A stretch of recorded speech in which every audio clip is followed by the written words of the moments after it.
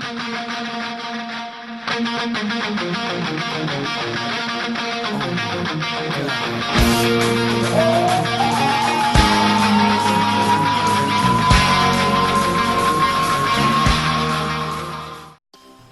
guys, and welcome to the third week of the NFL regular season with your host, me, Sir Grogshire, the Bengals writer for Unfiltered Sports Network. There's a lot of interesting matchups with repercussions of last week, so instead of me just blabbering on about it now, let's go ahead and get to the predictions. Starting this week with tonight's matchup between the Titans and the Jaguars, there's a lot of different things going on here. One, the Titans are coming off of their first loss of the season, and the Jags are coming off their second loss of the season. You got a guy who just got an endorsement deal with a porn company, and then you have Marcus Mariota on the other side. Derrick Henry is going to be the main factor in this matchup, though, considering what happened last year when it was the Titans versus the Jags, where Derrick Henry went 99 yards for a touchdown, shaking off about 3 or 4 Jacksonville defenders. He's going to be the main topic of tonight, and if he doesn't produce, Jags might have a good game. But going to our picks, Tolles is the only one taking the Jags, and we're perfectly okay with that. Moving to the first 1 o'clock game on Sunday, it is my Bengals versus the Bills. And after last week's devastation of a matchup between the Bengals and the 49ers, not a lot of people should have hope for the Bengals.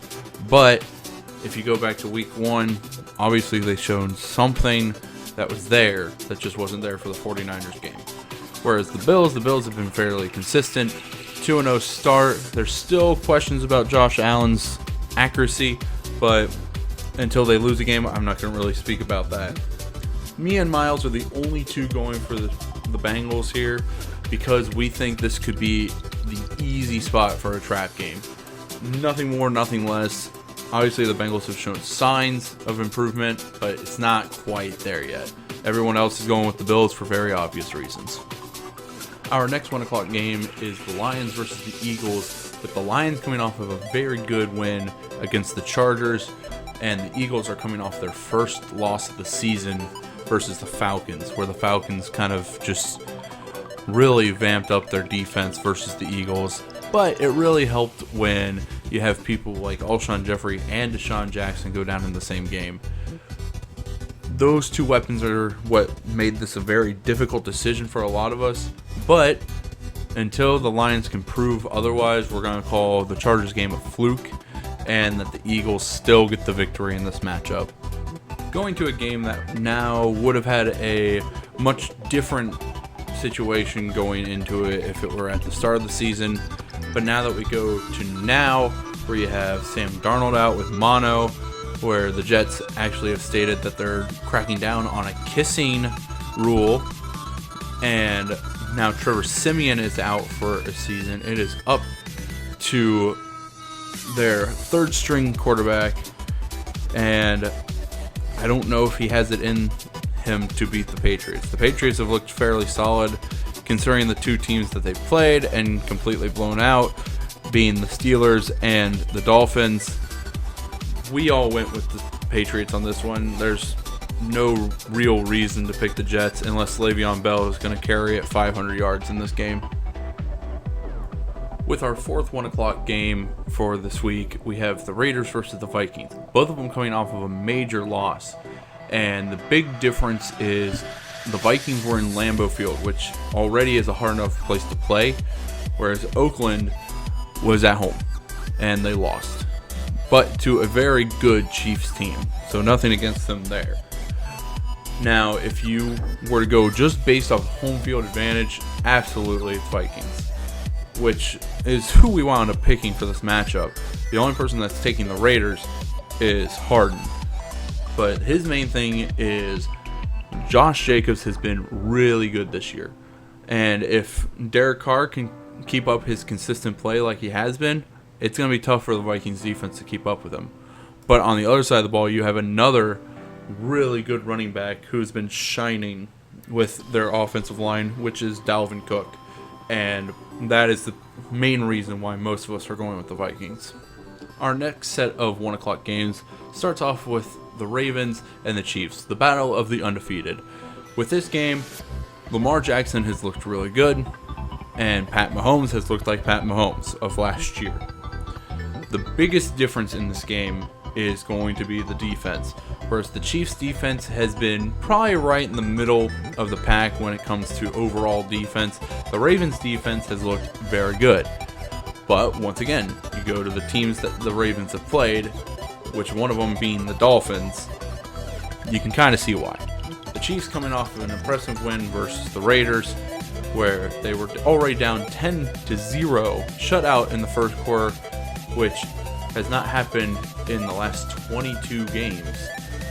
And then they came back and basically blew out the Raiders.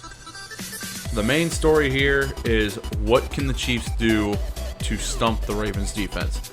That's what it's going to come down to. Which all of us believe that the Chiefs will find a way and beat the Ravens for the Ravens' first loss of the season. This matchup was a lot tougher to pick. You have the Falcons, who are coming off a very good defensive stand against the Vikings, and the Colts, who are coming off of a very good win against the Titans. This is going to be more of the Colts offense versus the Falcons defense. And if the Colts defense can stand up to the hype that it had at the very end of last season, I am the only one that believes the Colts can win this game. Everyone else is going with the Falcons. So they're thinking that Matt Ryan and that Falcons defense is going to make up for everything. But you can't sleep on Julio. It's Julio versus T.Y. Hilton. That's another big matchup to keep your eye out for on Sunday. Oh, Broncos fans, I know your pain. I've had to deal with Joe Flacco for many years now, and now you guys get to deal with that. Starting off 0-2 is not what the Broncos exactly envisioned when they brought in Joe Flacco. You know, that quarterback that's won a Super Bowl, but nobody really cared about at the moment because the defense won that game. Oh yeah, that Joe Flacco. Where on the other side, you got Green Bay, who's starting off 2-0 with two decent wins against the Bears and the Vikings.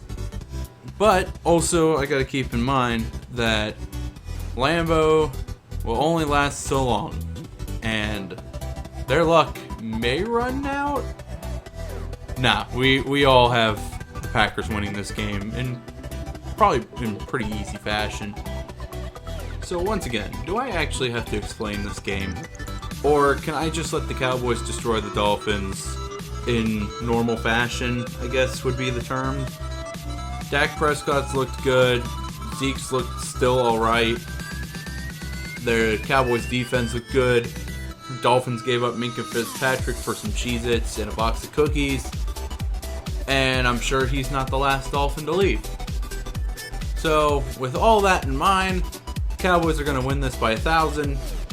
Nothing else asked. Moving to our 405 games, we have the Giants versus the Bucs. You have Daniel Jones making his NFL debut as the starter of the Giants. Whereas if you had the ground starting in fantasy during last Thursday's Panthers versus Bucs game, you probably get about 40 or so points because both offenses looked pretty mediocre. And then you add in the Bucs defense, which looked fine, and the Giants are still Giantsing, but they have Saquon Barkley, which kind of shoots their projections a little bit higher. Are the Giants going to miss Eli? Yeah, probably not. I think Daniel Jones can get the job done. It's just a matter of what Bruce Arians can prepare for with very limited tape on Daniel Jones. Only me, Tolles, and Harden are going with the Giants in this one. Everyone else is going with the more trusted Bucs, but we kind of have to make our way up in the standings. So, we'll see. Going to what I believe will be the stinker of the week, you have the Panthers versus the Cardinals. The Cardinals are coming off of a loss, Kyler Murray's first official loss after the tie, whereas the Panthers are going to be without Cam Newton, possibly due to a foot injury of some sort, which I guess he's suffered in the past, and he re-aggravated it. but that's beside the point. Other than him, the Panthers will have to rely on Christian McCaffrey even more, whereas the Cardinals, they still have Larry Fitzgerald, and that's really all they need. The picks on this game is most of us are going with the Cardinals just due to the Panthers last week, and we don't think Will Grier is quite ready for the big time. Going on to the 425 games now, we have the Steelers versus the 49ers. Now the Steelers are without Ben Roethlisberger for the rest of the season due to an elbow injury, and that's going to require surgery, and will keep him out for the rest of the season. So Mason Rudolph will get his first ever NFL start this week, and I actually like Mason Rudolph. Mason Rudolph is a good guy. He's shown that he's got a lot of promise, but also along with that, Juju hasn't shown me enough to say that he's a number one receiver yet. James Conner has fallen kind of flat this season, and the Steelers defense has yet to really show up. Going along with that, San Fran blew out the Bengals in what was not even a close contest, and that was in Cincinnati.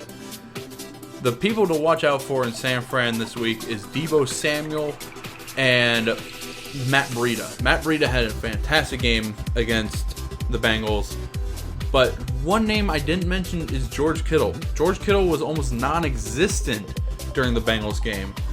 So will he kind of resurface this week? I'm going to go ahead and say probably yes. George Kittle is still one of the best tight ends in the league, and I think he's going to prove that this week. The line on this is most of us are going with the 49ers, but Tolles and Pulisic, they're both going with the Steelers in this one. This is another matchup where at the beginning of last week, this looked like a stunner of a matchup. But now you move to this week and you got Drew Brees with torn ligaments in his thumb. He's going to be out for quite a while. Then you have Seattle, who's actually fairly healthy right now. So this game is going to very much depend on Teddy Bridgewater. And I'll tell you, last week he didn't look too terribly impressive against the Rams, but also that Rams defense is pretty good, so I wouldn't hold that too much against him.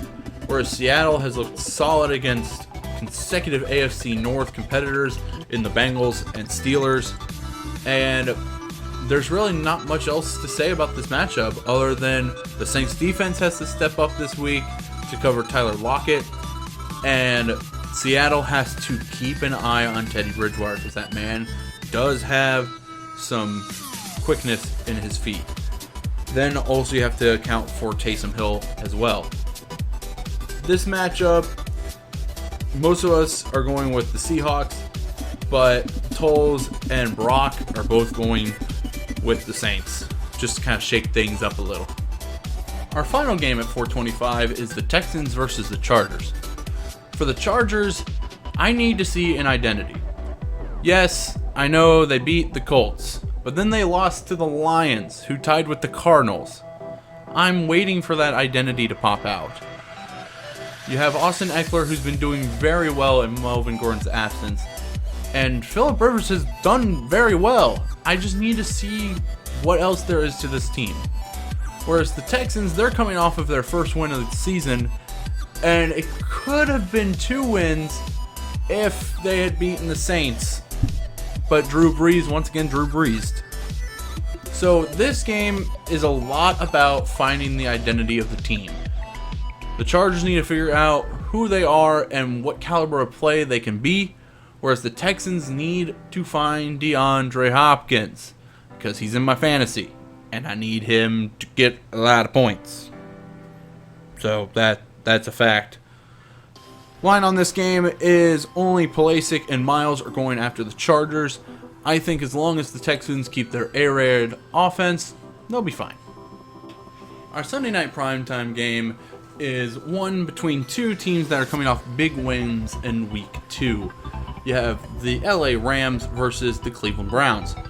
For the Browns, you won against a Jets team that is already bruised and battered, and you beat them, but you still haven't shown the world why you're still overhyped. Sorry, I'm not going to give you too much credit against the Jets. whereas the Rams are coming off a victory against the Saints for that NFC Championship rematch. And it was a really good game until Drew Brees got hurt. And then it was all Rams. This one, everyone is going with the Rams. I do not expect the Browns to come out of Cleveland with a win in this one. If they do, tickle me impressed. But I'm not impressed with them yet. And sorry, Browns fans, if it's brown, flush it down. Finally, on to the primetime Monday Night Football game between the Bears and the Redskins. The Bears just barely beat out the Broncos in what was probably one of the strangest last minute and a half of my life in that matchup. I really don't know how to explain it. But the Bears came away with something that they definitely could not have done in a playoff game last year, which was make a field goal. Whereas the Redskins are coming off of another disappointing loss. And how long is it going to take before we see Dwayne Haskins for the first time? If they keep losing, I don't expect too long. But for right now, it's still Case Keenum. And we'll still have to see what happens with this offense. I don't know what else to call it. It's a team. And the Redskins are living in the world of the Eagles and Cowboys right now. But that's what it's been for the last couple years, right? The line on this game is only me, Brock, and Miles are going with the Redskins just because the Bears haven't really shown too much promise either. They almost lost to the Broncos. But things happen, right? I still think that the Bears may want to consider looking into quarterbacks. But other than that, I don't see too much issue with this game. Somebody's going to come out with a win, and it's not going to be pretty. Here is our current bracket for the picks of the weeks through week 2. Right now we got Brock is at a decent lead, which can change in a week. And then you got Duckworth is in second. Me, Harden, and Smith are all tied for third. Then Pulisic is fourth with Miles and Tolles right behind him. If you guys like these videos, make sure to give us a like, subscribe, and do all of that nice, gentle stuff. Whereas, I want somebody to go do some research and figure out if we are doing better than the NFL analysts, the ESPN analysts, and the CBS sports analysts. Because I'm really curious to see if we're actually better than them in terms of picking teams to win.